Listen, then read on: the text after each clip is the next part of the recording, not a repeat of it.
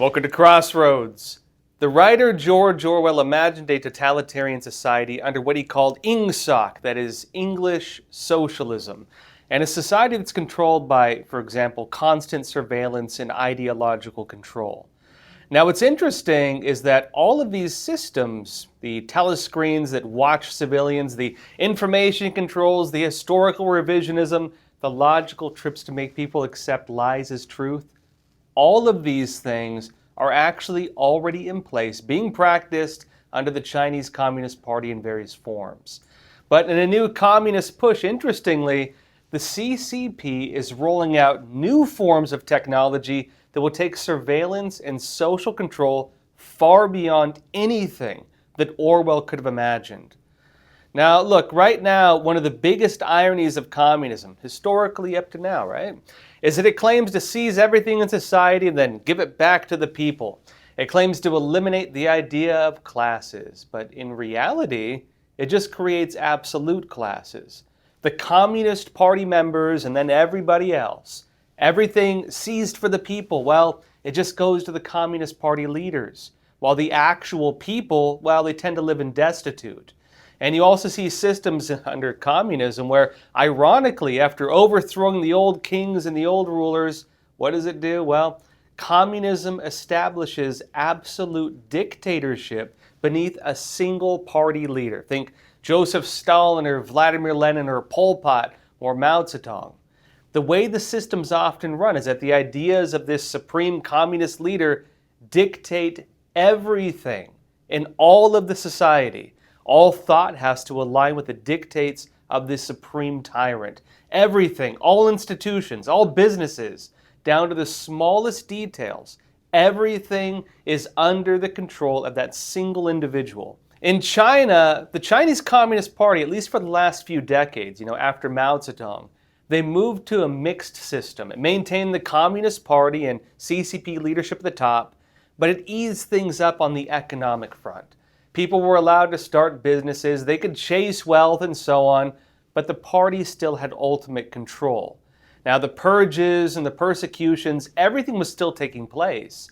There was still slavery, there's still the gulags, the same tight control over information and public thought. Everything was still there. But at least to the outside world, the Chinese communist system appeared to look different, right? And this allowed the CCP to gain access to global markets. They lured in foreign investors, they fed narratives to foreign journalists, and they deceived the world. What happened was this allowed the Chinese Communist Party to grow and then spread internationally. But it seems now that those days are coming to an end. The CCP right now is undergoing a communist revival. The regime is becoming isolated from the free world again, and is establishing new alliances around these new global agendas, the proxy wars and the spy wars, of the old Cold War. All these things are coming back. And CCP leader Xi Jinping has now consolidated power to himself, a process notably that he finished last year. In fact, he's become a Mao-like figure now who again wields full control over the Communist Party. And with that, we're now watching the return of systems and policies that the old communist systems were known for. Only this time, it's armed with modern-day technology and also emerging systems of artificial intelligence. Now look, on the front, the CCP has found a way around the old detriment to communist thought control, the pesky problem of individuals. And what happens when the regime's propagandists want to say something the regime doesn't want them to say, right? Well, the Chinese Communist Party has now found they can bypass that issue, and it's now turning to artificial intelligence. Now, we discussed before on the show that the CCP is creating what some people are calling ChatGPT, a play on the words ChatGPT. The Sun, for example, said this: China has reportedly immortalized President Xi Jinping and his values in the form of an artificial intelligence AI-powered chatbot. The chatbot has been trained on the thoughts and beliefs of President Xi. According to the Financial Times, while citizens are blocked from using U.S. rivals like ChatGPT. And as further in, the watchdog stipulates that generative AI bots, like those created by Chinese firms Alibaba and Baidu, quote, embody core socialist values, and cannot contain any content that subverts state power. Everything within the state, nothing outside of it. And note that so-called ChatGPT is currently only being used at a research center under the powerful internet regulator. However, it may be released to the public in the future. They're currently developing it. Now look, we don't see that system fully launched yet, but when we do, it will very likely feed into all the other systems of control that the CCP is now putting into place. It is creating a smart city system. And what happens if you have everything controlled by computers and so on, and then you bring a Xi Jinping AI into place to dominate all of society? Well, you achieve what all the old communists wanted, which is a single-party system dominated by a single-party leader. Nothing outside the thoughts of the leader.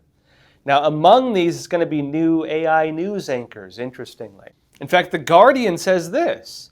They say Beijing has already experimented with AI-generated news anchors. In 2018, it says state news agency Xinhua unveiled Qiuhao, a digital news presenter who promised to bring viewers the news 24 hours a day, 365 days a year, never taking a break. And note that although the Chinese public is generally enthusiastic about the use of digital avatars in the media, Qiuhao failed to catch on more widely. But it notes, of course, that, well, they're still working on this. And while the Orwellian social controls are concerning, well, the frontier technologies, even outside of AI, they get even more disturbing when we get to the military and weapons front. And I'll be talking more about this after we get back from a quick break. Experts agree, one of the best ways to protect against financial uncertainty is to diversify your portfolio. Learn how physical gold and silver can secure your retirement funds from today's economic challenges. With a gold IRA from American Hartford Gold, you can safeguard your wealth with no penalties or taxes when you transfer your current qualifying retirement accounts. Call now and our precious metals specialists will send you a free information kit, no cost or obligation. American Hartford Gold, a trusted industry leader with an A+ from the Better Business Bureau, has a 5-star rating from thousands of happy clients. Whether you are getting physical precious metals in a gold IRA or delivered to your doorstep, we offer only the highest quality gold and silver. For your peace of mind, we also offer a no-fee buyback commitment, a low-price guarantee, along with free shipping and free insurance. So don't wait. Call the number on your screen today and secure your financial future.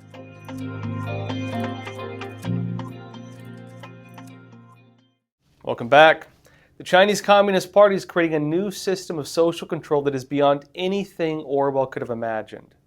Now look, in a new communist push, the CCP is rolling out new forms of technology that are going to take surveillance and social control far beyond anything we could have imagined.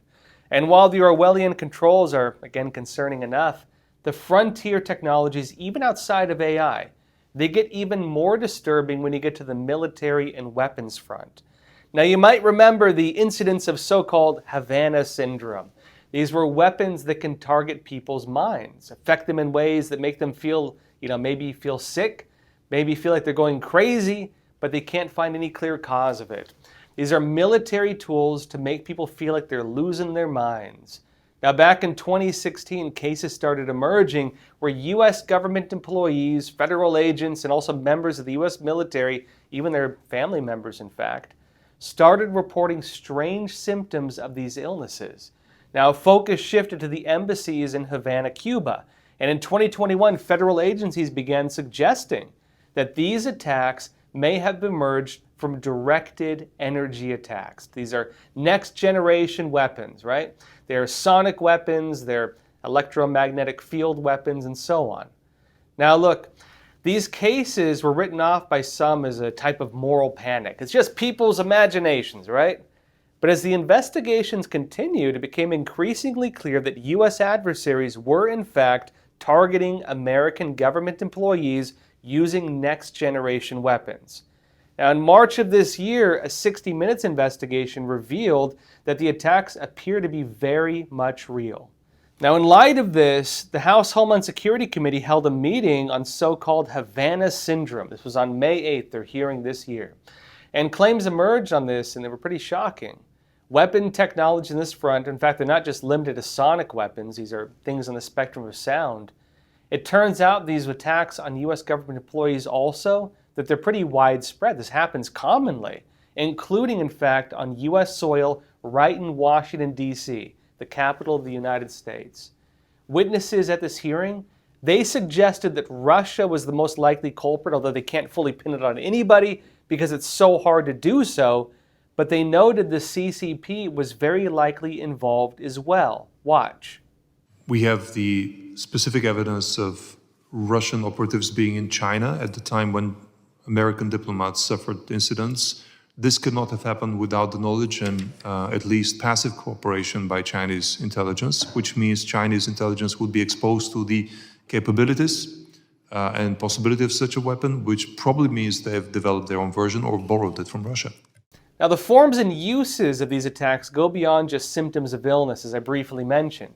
They're targeting members of our military, and these types of attacks are even taking place again on U.S. soil. Watch. There's no entry or exit wound. How they're designed is to make the target feel like they're crazy, like they're imagining things, especially on the low duration, the low intensity, long duration hits. But you were saying that the targets are most often always either CIA, FBI, intelligence, law enforcement individuals. Is that correct? No, I said diplomats, intelligence community, and Department of Defense make up the lion's share. You often don't hear about the Department of Defense, despite DoD having 5 or 10 times the number of survivors that Department of State has. Thank you for that correction, sir.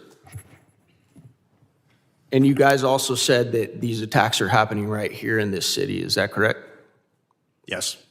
Remember, Cold War type weapons often aim for things like plausible deniability. You want to be able to deny it.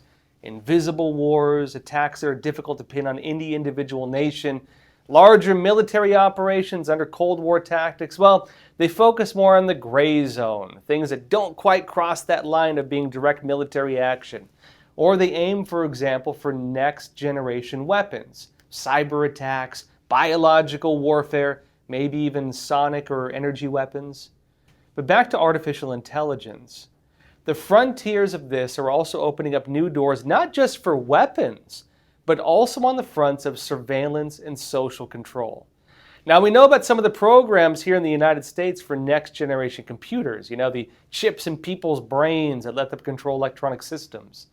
The Chinese Communist Party is actually working on things just like this as well, but they're doing it for other reasons. Back in 2019, a new brain-reading chip was unveiled at China's World Intelligence Congress. They called it the Brain Talker. Now, the Sun reported at the time that in the future, this technology could be used for educational purposes, gaming, or as a medical device for people who struggle to move, such as those with motor or neuron diseases, right? It wasn't long, though, before the CCP was accused of weaponizing this technology. In fact, right along those lines. In 2021, the Biden administration imposed trade restrictions on 30 Chinese entities, and those included allegations that some of them were developing brain control weaponry, the exact phrase they used, actually, and to carry out human rights abuses as well, particularly against ethnic minorities in Xinjiang. That's where the Muslim Uyghurs are. Now, at the same time, the U.S. Treasury Department sanctioned Chinese tech companies for biometric surveillance and tracking of ethnic and religious minorities in China, particularly the predominantly Muslim Uyghur minority in Xinjiang. Briefly, biometrics, that can be your fingerprints, your DNA, your retinas, anything in your body that lets them track you, surveil you, or take records of who you are. Now, interestingly, they unfortunately didn't elaborate further on the so-called brain-controlled weaponry. We were left guessing on what exactly that entailed. But since then, we've watched the Chinese Communist Party doing a whole lot more with technology that sounds a whole lot like that. In 2022, Chinese researchers unveiled a new industrial robot. And what does it do? Well, it could allegedly read the minds of human factory workers with 96% accuracy. Imagine your coworker is a robot and it's reading your thoughts and reporting on you to the boss. and by nature of that too, maybe to the CCP more directly. But even going back to 2019, the Chinese Communist Party was already using similar technologies against school children. And part of this was being done in collaboration, notably with US tech companies. I'll be talking more about this, though, only on EpochTV.com. That's our uncensored stream platform of the Epoch Times. So if you're watching on YouTube, Facebook, X, Rumble, click the link in the description below, get access to the rest of this episode, and not only will get access to my whole library of shows, but also our other great shows, as well as family-friendly movies, premium investigative reports, and also hard-hitting documentaries on issues that really matter. In fact, my documentary, The Final War, exposes one of the biggest threats to America, the Chinese Communist Party. The CCP has a 100-year plan to defeat the United States, and this infiltration and subversion by the CCP is one of the biggest but least understood issues that is impacting the future of this country. And it's such an important issue, in fact, that I've dedicated my career to warning people about the threats of the CCP.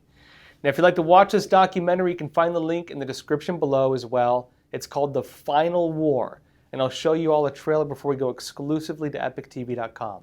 I'll see you there. The greatest threat facing the United States is the CCP. The Epoch Times investigation team had studied the CCP for years, but what we uncovered was yielding evidence beyond our imagination. With Chairman Mao, with the Prime Minister, our talks have been characterized by frankness. The Clinton administration said, oh, don't worry about it. This will be a poison pill for China. China's strategic goal is to make sure that the U.S. has 4 enemies, and one of them must be a terrorist group. We are giving of our life's blood so that the Chinese Communist Party can survive and thrive.